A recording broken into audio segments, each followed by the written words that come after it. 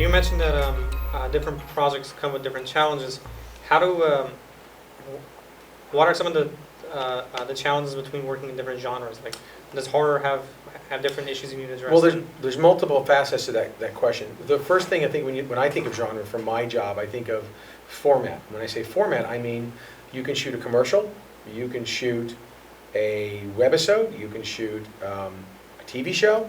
There are different kinds of TV shows. There's reality, infomercials, drama, comedy, sitcom, or multi-camera.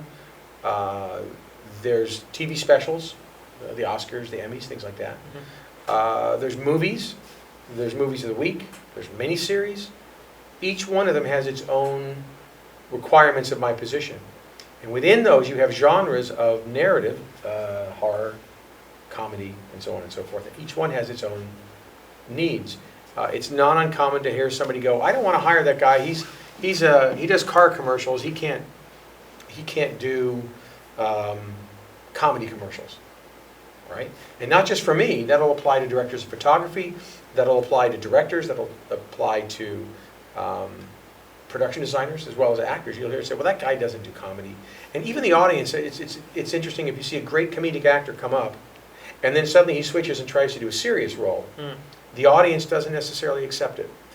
For them, it's sometimes a little bit awkward because they're used to seeing this happy person. Now their happy person that they've grown to love is getting shot, killed, drinking, doing whatever the story is, and it takes them out of it. So it's very hard to cross genres. I've been very lucky to be able to do that. But each one has its own unique challenges. For example, if I'm doing a commercial, the prep time is different. The process of getting it all together so that we're shooting is different. The day is run different. The set is run different. For a commercial runs not dissimilar to a TV show, and very specifically a multi-camera show, in that you'll have a tent with a client and a monitor. Okay, that's, for lack of a better term, that's, let's say, the Procter & Gamble. In front of the Procter & Gamble tent, because we're going to take care of them, they're going to have air conditioning, they're going to have couches, they're going to have magazines, whatever they want, because they're the people paying for the whole thing. In front of them will be another tent, and in that tent will be the ad agency.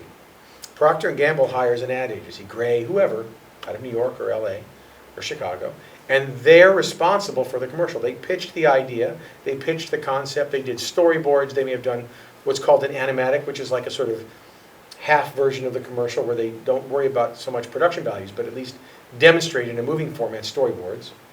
And then in front of that is another monitor where the director's working. And the reason they separate them all has to do with the politics of how information moves back and forth, and autonomy. The director theoretically is an auteur, so he's delivering this vision of the commercial. So you don't necessarily want to get these other voices mixed into it. Inherently, everybody ends up by the director's monitor. Inherently, I have to kick them out. And it's hard to tell if somebody who's from the agency or the ad agency get out, but there's a process. And my job also is to work with each one of those pieces of information, the client tent, the agency tent, and my tent. Because if I can anticipate a problem, because I heard, oh wait, they didn't like the way the actor grabbed the bottle. They wanted him to hold the bottle here. Well, the director wanted him to hold the bottle here.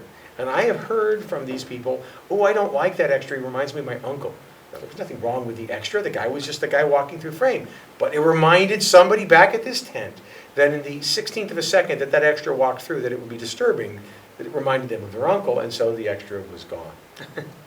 We didn't waste any more takes. I happened I'll leave one of my staff in those tents just so I can have those comments echoed to me. And they'll sit there quietly with their walkies on and listen. And there's methods that we use for that. And when I'm doing a commercial like that, the director will be shooting and he'll be communicating with the actors. Now when you get to TV, it's not a dissimilar scene with, if it's multi-camera, or 4-camera shoot, not dissimilar to what we have here. And so the director will be at a monitor with one of the head writers or one of the writing staff, and a script supervisor, myself, and a technical coordinator, a camera coordinator, a TD. And our job right at that monitor is to coordinate 4 cameras on a quad split, and then behind them is another monitor with the network. And they sit back there, and periodically, usually 3 takes too late, they'll come up and make a comment, oh, we didn't like that line. And so you go back and you pick up something you forgot. That's not uncommon. And you acknowledge it, you say, hey guys, you need to speak up, but they were on their phones, they're looking at other things, they've got 4 shows they're supervising, so their lives are in their own busy space. Not dissimilar to a commercial.